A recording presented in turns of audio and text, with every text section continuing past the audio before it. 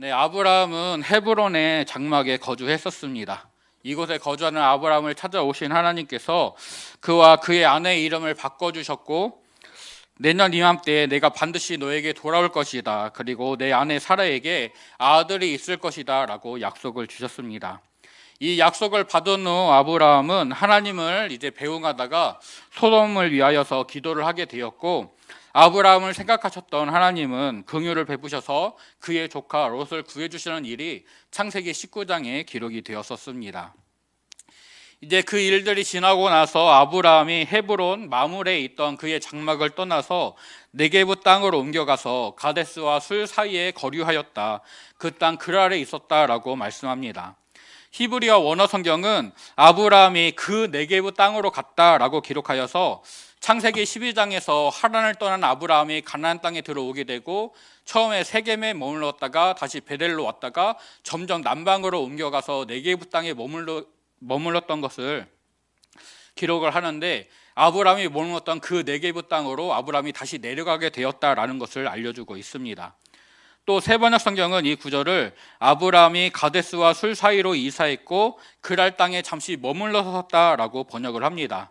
이 그랄 땅에 머물던 잠깐의 시간에 본문의 시간이 일어나게 됩니다. 성경은 왜 아브라함이 헤브론을 떠나서 그랄 땅으로 갔느냐, 남방의 네겝으로 내려갔느냐, 이것을 그 이유를 기록하지 않습니다. 그래서 성경학자들은 가나안 땅에 아마 또 기근이 들어서 아브라함이 이제 다른 곳 애굽으로 가려다가 아니면 양식이 조금 더 있는 그랄 땅으로 가려고 네겝으로 내려간 것이다라고 추측을 하기도 하고, 또 아브라함에게 많은 짐승들, 가축들이 있었기 때문에 이 짐승들의 먹을 풀을 공급하기 위해서 유목생활을 하다 보니까 이제 헤브론을 떠나서 남방 땅으로 내려가게 되었다라고 추측을 하기도 합니다. 그 이유가 무엇이든 간에 성경은 기록하지 않지만 그 이유가 어떻든 아브라함이 이제 헤브론을 떠나서 남방의 네게브 광야로 가게 되었습니다. 그리고 그 땅에 있는 그랄 땅에 잠시 머물게 됩니다. 근데 특이한 것은 아브라함이 자기가 이동하는 곳, 그래서 자기의 장막을 치게 되는 곳에서는 항상 여호와를 위한 제단을 쌓고 하나님의 이름을 불렀었는데 본문에는 그런 기록이 없습니다. 제단을 쌓았다는 기록이 없습니다. 그랄 땅에 머무는 것이 잠깐이었기 때문에, 즉 다시 헤브론으로 돌아갈 계획이 있었기 때문에 여기에서는 제단을 안 쌓고 헤브론에 금방 돌아가서 내가 거기서 하나님을 예배해야겠다라는 계획이 있었는지, 아니면 제단을 그랄 땅으로 가자마자 제단을 쌓을 틈도 없이 본문의 사건이 일어나게 된 것인지, 아니면 또 다른 이유가 있어서인지는 알 수 없지만 아무튼 이 그랄 땅에서 아브라함은 하나님을 위한 제단이 없이, 그러니까 하나님께 예배함이나 하나님과 교제함이 없이 그의 일들을 겪게 됩니다. 그리고 2절은 아브라함이 자기의 아내 사라를 그의 누이라고 말했다, 자기의 누이라고 말했다라고 기록하고 있습니다. 또 13절에서 아브라함이 하나님이 나를 내 아버지의 집을 떠나 두루 다니게 하실 때에 내가 아내에게 말하기를 이후로 우리의 가는 곳마다 그대는 나를 그대의 오라비라 하라, 이것이 그대가 내게 베풀 은혜라 하였었노라 라고 말하면서 사라를 자기의 누이라고 소개했던, 그랄 사람들에게 이렇게 말했던 그 이유를 밝히고 있습니다. 그래서 아브라함의 누이인, 즉 남편이 없는 사라를 그랄의 왕 아비멜렉이 데려갔다라고 말씀을 합니다. 그런데 그 밤에 하나님께서 아비멜렉에게 꿈으로 나타나십니다. 2절의 끝에 있는 데려갔다라는 말씀과 3절에 시작할 때 그 밤에라는 말씀이 연결되면서 아비멜렉이 사라를 데려간 그 밤에 하나님이 말씀하신 것처럼 이제 보입니다. 하지만 4절에서 아비멜렉이 그 여인을 가까이 하지 않았었습니다 라고 말하는 것, 그리고 18절에서 하나님이 아비멜렉의 집에 모든 태를 닫으셨었다라고 말씀하는 것과 연결하면, 일단 아비멜렉이 사라를 데려가긴 했지만 일정 기간 그녀를 가까이 하지 않았다라는 것을 짐작할 수가 있습니다. 태가 닫힌 것을 확인하려면 적어도 몇 주간의 시간들이 필요했을 것입니다. 또 18절은 하나님이 사라의 일로 아비멜렉의 집에 모든 태를 닫으셨다라고 말씀하면서 이왕에라는 말을 사용합니다. 이 이왕에라는 것은 이미 정하여진 사실로서 그렇게 된 바에라는 뜻입니다. 즉 앞에 어떤 일 때문에 뒤에 다른 일이 일어나게 되었다라는 것입니다. 아비멜렉이 사라를 데려간 일 때문에 하나님께서 아비멜렉의 집에 태를 닫으신 것이죠. 6절에서 하나님이 아비멜렉을 막아 여인을 가까이 하지 못하게 하셨다라는 말씀과 연결하면 아비멜렉이 사라를 데려간 이후에 어떤 병에 걸리게 되고 이 병 때문에 여인들을 가까이 할 수 없었고 이로 인해 아비멜렉의 집에 모든 태가 닫히게 된 것으로 보입니다. 또 17절에서 아브라함이 기도했을 때 하나님께서 아비멜렉을 치료하셨다라는 말씀을 통해 아비멜렉이 어떤 병에 걸렸을 것이다. 그래서 여인을 가까이 하지 못했다. 그래서 사라와 관계를 맺지 못하였고 사라가 깨끗한 몸으로 있었다라는 것을 우리에게 알려주고 있습니다. 즉 하나님께서 어떤 날 밤에 아비멜렉에 나타나셨는데 그날 꿈에서 나타나셨기 때문에 하나님이 꿈으로 나타나신 그날 밤에 아비멜렉에게 하나님의 말씀이 임했다라는 것을 이 3절 말씀은 알려주고 있습니다. 하나님께서 아비멜렉에게 이제 꿈에 나타나셔서 그를 데려간 이 여인으로 말미암아 너가 죽을 수밖에 없다. 너는 죽을 것이다 라고 말씀하십니다. 그 이유는 사라가 남편이 있는 여인이기 때문이라고 말씀하십니다. 하지만 아비멜렉은 하나님께 자신의 행위를 변호합니다. 사라를 데려가서 그녀를 가까이 하지 않았었습니다. 그래서 내가 깨끗합니다라고 말을 합니다. 또 더군다나 그래서 주께서 의로운 백성을 멸하시나이까라고 말하고 있고요. 또 아브라함도 이 여인을 자신의 누이라 하였고 이 여인도 아브라함을 자신의 오라비라고 하였습니다. 그렇기 때문에 나는 행동이 깨끗합니다. 나는 온전한 마음이었고 깨끗한 손으로 이 일을 행했습니다라고 말하고 있습니다. 먼저 아비멜렉이 주께서 의로운 백성을 멸하려 하십니까? 라고 말하는 것은 18장에서 아브라함이 하나님께 소돔과 고모라에서 의인을 찾으시면 이 성읍들을 멸하지 마십시오 라고 간구할 때 사용했던 표현이기도 합니다. 아브라함은 의인과 악인을 함께 죽이시거나 같이 대우하시는 것이 부당합니다 라고 말하면서 하나님께서 공의롭게 판결을 내려주시기를 요청했었습니다. 이 말처럼 아비멜렉은 아브라함이 사라를 자기 누이라 말했고 사라도 아브라함을 자기의 오라비로 말했었다. 그래서 나는 온전한 마음과 깨끗한 손으로 이 여인을 데리고 왔을 뿐이다 라고 말을 합니다. 즉 아비멜렉이 들은 바대로라면 사라는 남편 없는 여인이었고 그렇기 때문에 아비멜렉이 그녀를 데려온 것은 잘못이 아니라는 것입니다. 그래서 자신을 의로운 백성이다라고 말을 하면서 나는 온전한 마음과 깨끗한 손으로 이렇게 했습니다라고 말을 합니다. 이 표현을 통해서 아비멜렉이 사라를 자기에게 데려오게 된 것이 사라의 아름다움을 보고 그 여인을 내가 가져야겠다라는 욕심보다는 아브람과의 좋은 관계를 위해 결혼 동맹을 맺기 위해서 사라를 데려온 것이다라고 추측을 할 수가 있습니다. 아브라함의 누이였고 남편이 없는 여인인 사라를 자신이 후궁으로 맞이함으로써 혼인을 하게 된다면 아브라함과 아비멜렉은 혈연을 바탕으로 굳건한 동맹관계를 맺을 수가 있습니다. 또 아브라함은 거부였고 가나안 북부 연합군을 무찔렀었던 전적이 있습니다. 그렇게 이런 아브라함은 개인이긴 하지만 그와 동맹을 맺는 것이 아비멜렉에게도 나쁜 선택만은 아니었을 것입니다. 그래서 여인에 대한 욕심보다는 나라의 안녕과 그 안녕을 위해 결혼이라는 제도를 이용하여서 사라를 자신에게로 데려왔던 것입니다. 그런데 이 여인으로 말미암아 죽을 것이라고 하나님께서 말씀하시니까 나는 이러한 마음으로, 나는 온전한 마음으로, 이 여인에 대한 욕심이 아니라 이 나라를 위한, 내가 지도자로서 이 나라를 위한 온전한 마음으로 이렇게 했습니다라고 말하면서 하나님께 자신의 행동을 이제 변호하게 됩니다. 그리고 하나님께서도 너가 온전한 마음으로 이렇게 한 것을 내가 안다라고 말씀을 하십니다. 그러시면서 그렇지만 그녀를 돌려보내라. 남편이 있는 여인이 그녀를 돌려보내라. 그 남편 아브라함은 선지자다. 그가 너를 위해 기도할 것이고 그러면 너가 살 것이다. 너가 돌려보내지 않으면 너와 너의 집에 속한 모든 사람이 죽을 것이다 라고 하나님께서 선언하십니다. 분명 아비멜렉은 하나님을 믿는 자, 하나님을 섬기는 자는 아니었습니다.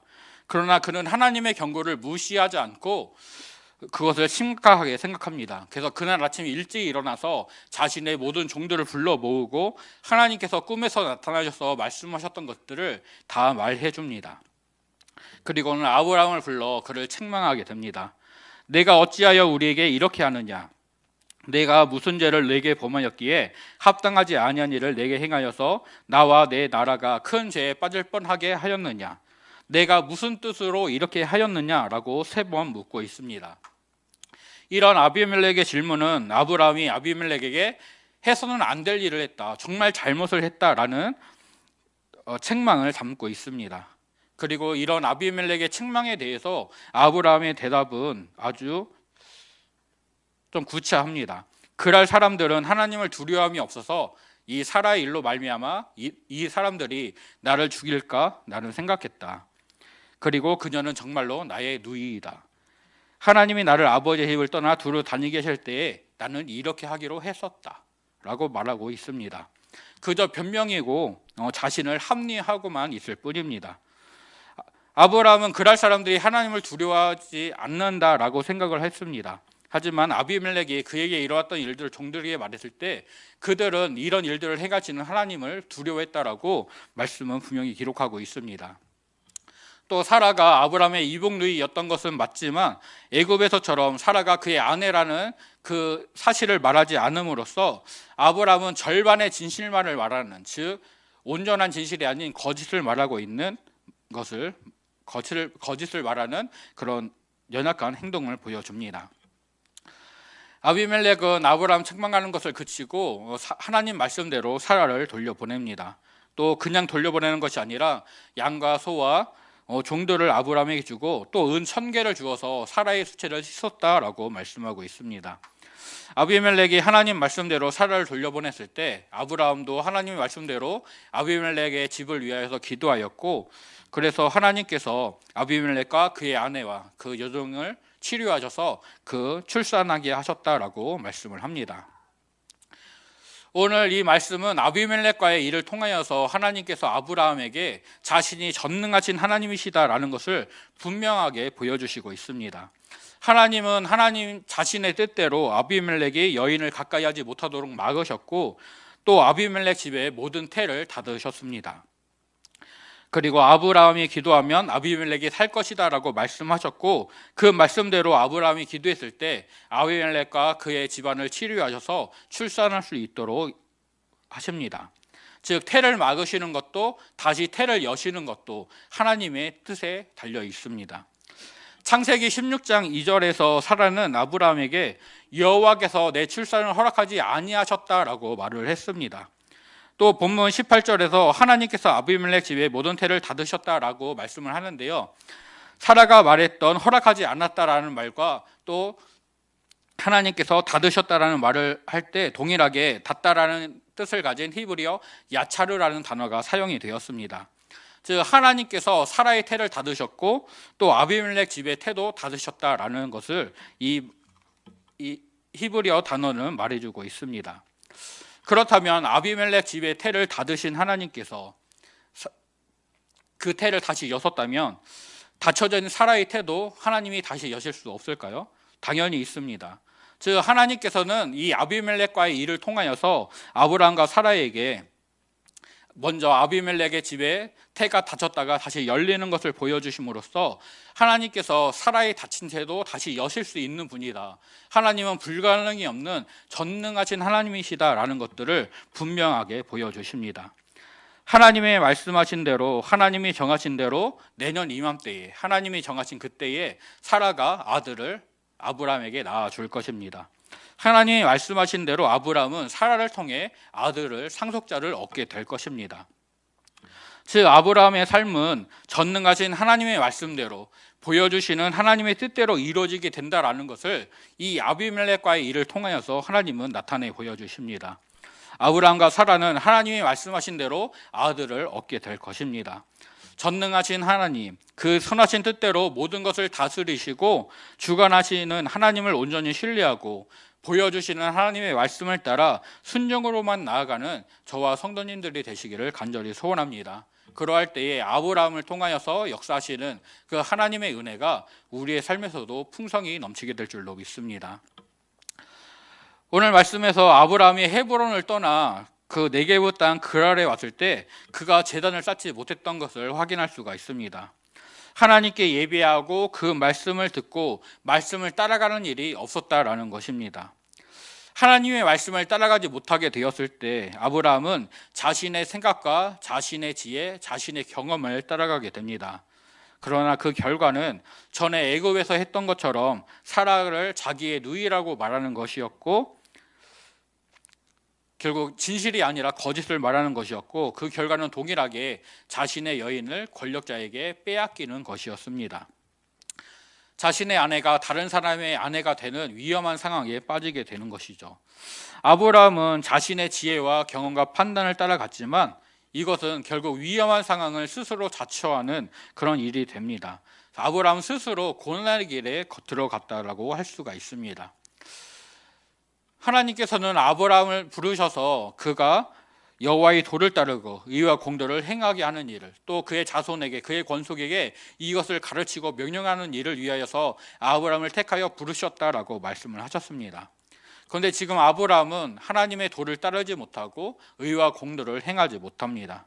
그가 하나님의 말씀을 따르지 못함으로 인하여서 그는 진실함을 잊어버리고 자신의 생각을 따라, 자신의 유익을 따라 거짓으로 자신의 삶을 채워갑니다. 이로 인해 아비멜렉과의 관계는 회복이 되기는 하지만 엉망으로 시작이 됩니다. 하나님은 아브라함을 선지자라고 말씀을 하시지만 아브라함의 모습에서 선지자다운 모습은 보여지지 않습니다. 그저 실망스러운 모습일 뿐입니다. 그러나 하나님은 이런 실망스러운 아브라함을 포기하지 않으시고 여전히 그와 함께 하십니다. 그를 지켜주십니다.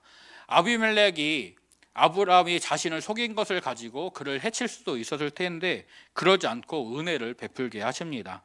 아브라함에게 사라를 돌려주게 하시고 또 많은 재물을 주게 하십니다. 즉 아브라함을 향한 하나님의 말씀, 하나님의 뜻은 아브라함의 어떠함 때문에 방해를 받지 않습니다. 또 아브라함의 어떠함 때문에 하나님의 뜻이 돌이켜지지도 않습니다. 하나님께서 처음 계획하셨던 대로, 처음 말씀하셨던 대로 아브라함의 삶에서 계속해서 그렇게 일어나고 있습니다. 비록 아브라함이 실망스러운 모습을 보여주고는 있지만 하나님은 그런 아브라함에게 하나님 말씀대로 이루어지는 은혜를 여전히 베풀고 계십니다. 이런 아브라함의 모습은 인간의 연약함과 한계를 잘 보여줍니다. 그가 전능하신 하나님을 의지할 때는 가나안 북부의 연합군들을 이길 수가 있었습니다. 그들을 두려워하지 않았습니다.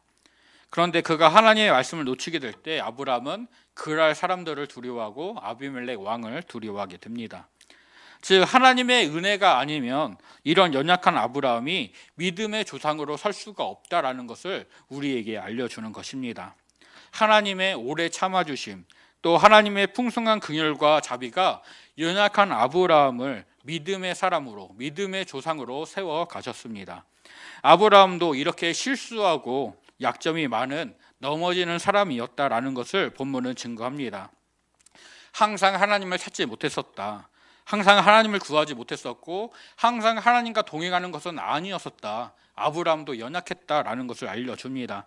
그러나 풍성한 하나님의 은혜가 아브라함에게 하나님을 신뢰할 수 있는 증거들을 보여주셨고 이를 통해 믿음이 자라가게 하셨고 아브라함을 우리가 아는 믿음의 조상으로 세워 가셨습니다.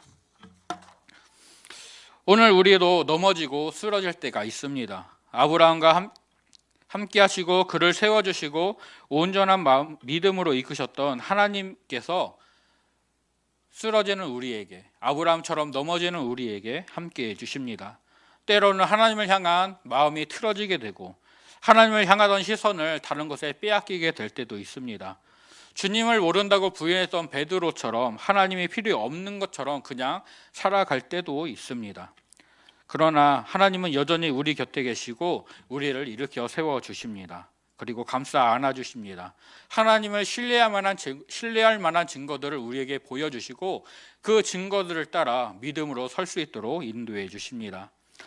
본문에 나타나는 아브라함의 연약한 모습, 그럼에도 아브라함을 포기하지 않으시고 그와 함께 하시며 온전한 믿음으로 이끄시는 하나님의 은혜를 기억하면서 언제 어디서나 하나님을 예배하고 말씀을 가까이 하는 삶, 또 그 말씀을 통해 주어지는 하나님의 인도하심만을 따라가는 저와 성도님들이 될 수 있기를 간절히 소원합니다. 어느 곳에 있든지 하나님을 예배하는 것을 놓치지 않고 하나님 말씀을 따라가는 것을 잊지 않는 저와 성도님들이 되시기를 간절히 소원합니다. 또 온 마음을 다해 하나님만을 사랑하는 것, 또 하나님만을 섬기고 또 넘어질지라도 그 넘어진 자리에서 다시 일어나 주님을 예배하고 우리의 삶을 하나님께 드리는 저와 성도님들이 되시기를 간절히 소원합니다. 아브라함이 연약했지만 그런 연약한 아브라함을 믿음의 사람으로 하나님의 은혜가 세워 가십니다. 오늘 연약한 우리도 하나님이 세워 가실 것이며 우리를 통하여서 전능하신 하나님을 만나게 하실 것입니다. 그 보여주시는 하나님의 은혜를 사모하면서 보여주시는 하나님의 능력을 힘입어서 믿음으로 나아가는 저와 성도님들 되시기를 간절히 소원하고 축복합니다.